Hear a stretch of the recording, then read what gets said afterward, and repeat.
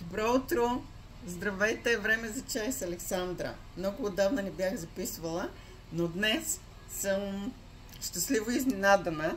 Днес съм на работа, неделя. Аз работя в неделя.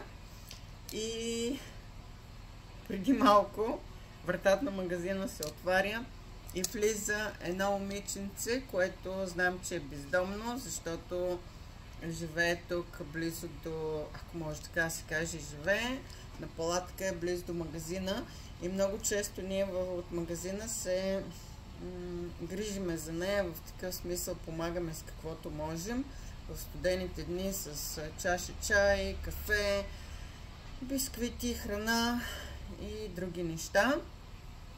Не се хваля, просто казвам как ние по някакъв начин се стараем да направим живота на другите хора малко от малко щастлив и по-добър. И знаете ли какво е очудването ми? Просто сълзите ми бяха на очите, когато тя влезнала в магазина днес и ми донесе ето това. Ето. Супа. Чаша топла супа.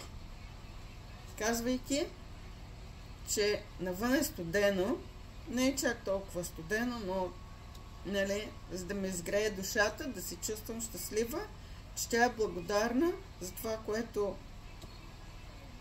съм направила за нея. Аз не съм направила абсолютно нищо. Извиняйте.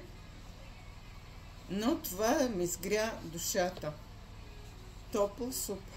И тя казва: зеленчукова, опитай.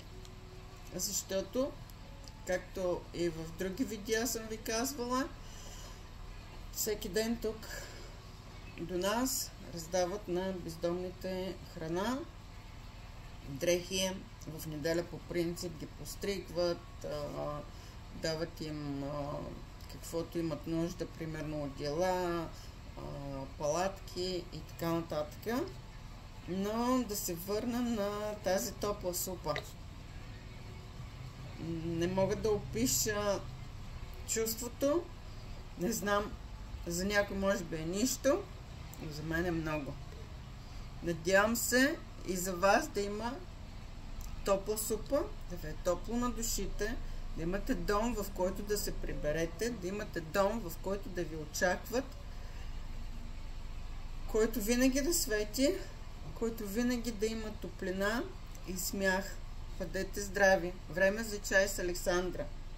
И днес по изключение може да си направите зеленчукова супа, а не чай. Всичко добро! Обичам ви!